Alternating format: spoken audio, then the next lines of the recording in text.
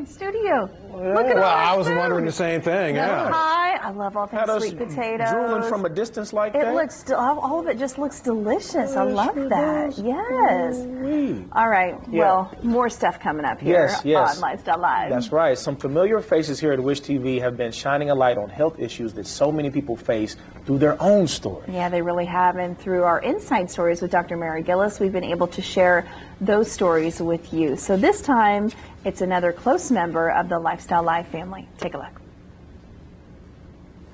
In the kitchen, whipping up red chicken chili and apple salad, or taking you through a killer workout, it's always a blast when Firefighter Tim pays us a visit.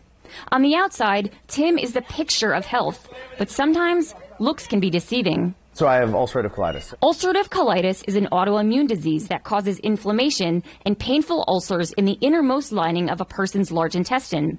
The large intestine is responsible for absorbing salts and water from undigested food and getting rid of leftover waste. Tim invited me to the Carmel Fire Department, where he works as both a firefighter and public information officer, to share how he felt when he was first coming to terms that he was sick. First, you just don't want to, you just kind of ignore it. You can kind of let yourself think this is okay, it'll go away. And that's what Tim did 11 years ago for the first 3 months. He ignored it. But when it came to a point where he was doubled over in so much pain that it had him running to the restroom up to 20 times a day, he knew he had to take action. First, he tried to go at it alone. Because I wanted to fix it, right? I wanted to fix it with diet. I wanted to be able to fix it with fitness, and I couldn't. Now, some people are able to control, depending on the severity of their ulcerative colitis, their Crohn's, they can control it sometimes with diet. I tried a lot of things, and unfortunately, I just wasn't able to control it. And that was something I had to kind of come to terms with.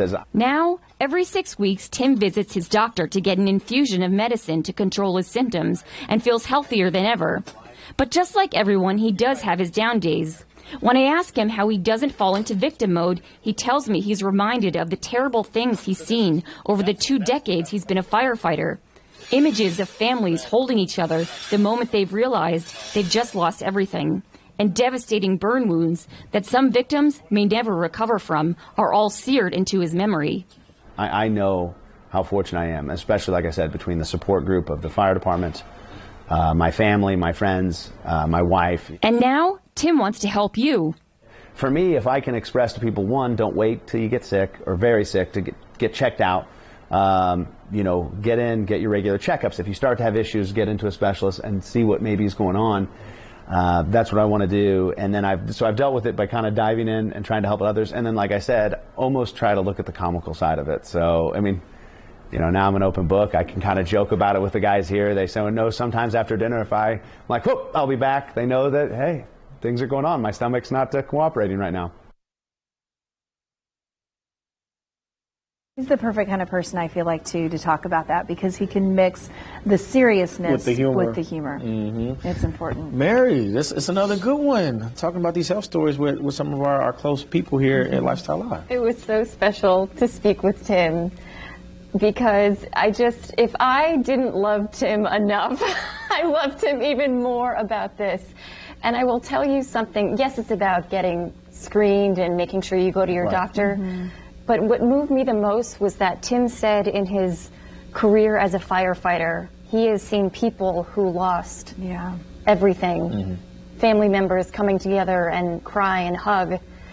People who have died, in fires and have burn wounds that will never recover. And I think that kind of creates like what we believe is kind of like this tough guy exterior where you don't really talk about your problems, and that makes it even more special that he wanted to share his story, because that's some personal stuff. Yeah, it is personal, and I also like what he said. He did have that ego that many people do have in the beginning.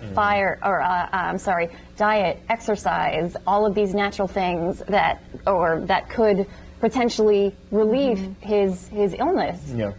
He came around and said, listen, I need help. Yeah. I got my help. That's right. Yeah. He's happy, healthy, and healthier than ever. Good for him. Perspective, too. Yeah. Brings perspective. Yeah. All right, Dr. Mary Gillis, thank you so much. So good to see you.